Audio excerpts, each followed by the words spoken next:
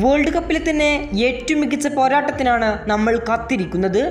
ബ്രസീലും African കരുത്തരായ മൊറോക്കോയും തമ്മിലുള്ള പോരാട്ടം ഗ്രൂപ്പ് റൗണ്ടിലെ തന്നെ ഏറ്റവും മികച്ച പോരാട്ടമായിരിക്കും. ബ്രസീലും മൊറോക്കോയും തമ്മിൽ ഏറ്റുമുട്ടുന്ന ഈ ഒരു മത്സരം നാളെയാണ് ഈ ഒരു പോരാട്ടം നടക്കുന്നത്. ഇന്ത്യൻ സമയം സാങ്കേതികമായി പറയുകയാണെങ്കിൽ ഞായറാഴ്ച അർദ്ധരാത്രി 3:30 ബ്രസീലും മൊറോക്കോയും തമ്മിലുള്ള പോരാട്ടം നടക്കുന്നത്. ഗ്രൂപ്പിലെ ഇരു ടീമുകളുടെയും ആദ്യ മത്സരമായിരിക്കും. ഗ്രൂപ്പ് ചാമ്പ്യന്മാരെ തീരുമാനിക്കാൻ ഏറ്റവും നിർണായകമായ പോരാട്ടങ്ങളിലൊന്നാണ് ബ്രസീൽ മൊറോക്കോ പോരാട്ടം. നിലവിൽ മിന്നും ഫോമിലാണ് മൊറോക്കോ കളിച്ചുകൊണ്ടിരിക്കുന്നത്.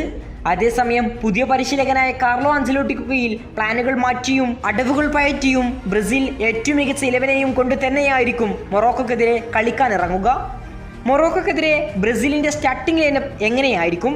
പ്രമുഖ ബ്രസീലിയൻ മാധ്യമമായ ഗ്ലോബോയുടെ റിപ്പോർട്ട് അനുസരിച്ച് ബ്രസീലിൻ്റെ സ്റ്റാർട്ടിംഗ് ലൈനപ്പിൽ പരിശീലകനായ കാർലോ ആഞ്ചലോട്ടി ആർക്കൊക്കെ സ്ഥാനം നൽകുമെന്ന് നോക്കാം.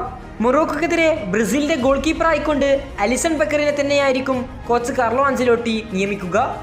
ഇനി പ്രതിരോധത്തിൽ ലെഫ്റ്റ് ബാക്ക് ആയിക്കൊണ്ട് അലക്സാൻഡ്രോ, സെൻട്രൽ ബാക്ക് പൊസിഷനിൽ മാർക്കിഞ്ഞോസ്, മറ്റൊരു സെൻട്രൽ ബാക്കായി ഗബ്രിയേൽ, പിന്നെ റൈറ്റ് ബാക്കായി ഡാനിലോയും, ഡിഫൻസ് മിഡും സെൻട്രൽ മിഡും കൈകാര്യം ചെയ്യാൻ ബ്രൂണോ ഗിമറസും കസമീറോയുമായിരിക്കും ബ്രസീലിൻ്റെ മധ്യനിരയിലെ നെടുംതൂണുകളായി ഉണ്ടാവുക. മധ്യനിരയിലെ ഇരുവിങ്ങുകളിലായി മത്തിയസ് കുഞ്ഞയും ലുക്കാസ് പക്വേറ്റയും ഉണ്ടാകും. ഒരു അറ്റാക്കിംഗ് സ്റ്റൈൽ ഫോർമേഷൻ തന്നെയാണ് പരിശീലകനായ കാർലോ ആഞ്ചലോട്ടി മൊറോക്കോക്കെതിരെ കളിക്കാനിറങ്ങുക എന്ന സാധ്യതയാണ് ബ്രസീലിയൻ മാധ്യമത്തിൻ്റെ റിപ്പോർട്ടുകൾ പ്രകാരം നമുക്ക് മനസ്സിലാക്കാൻ സാധിക്കുന്നത്. ഇനി മുന്നേറ്റത്തിൽ വിനീഷ്യസ് ജൂനിയറും പിന്നെ ബാർസലോണ സൂപ്പർ താരം റാഫീഞ്ഞയുമായിരിക്കും ഉണ്ടാവുക.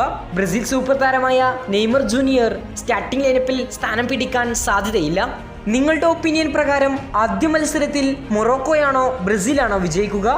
എത്ര ഗോളുകൾക്കായിരിക്കും വിജയിക്കുക? നിങ്ങളുടെ ഒപ്പീനിയൻ തീർച്ചയായും കമൻറ്റ് ബോക്സിൽ അറിയിക്കുക. കൂടുതൽ ഫുട്ബോൾ വാർത്തകൾക്കും വിശേഷങ്ങൾക്കും വേണ്ടി ഇപ്പോൾ തന്നെ നമ്മുടെ ചാനൽ മറക്കാതെ സബ്സ്ക്രൈബ് ചെയ്യുക. കൂടുതൽ ഫുട്ബോൾ വാർത്തകളുമായി ഇനിയും കാണാം.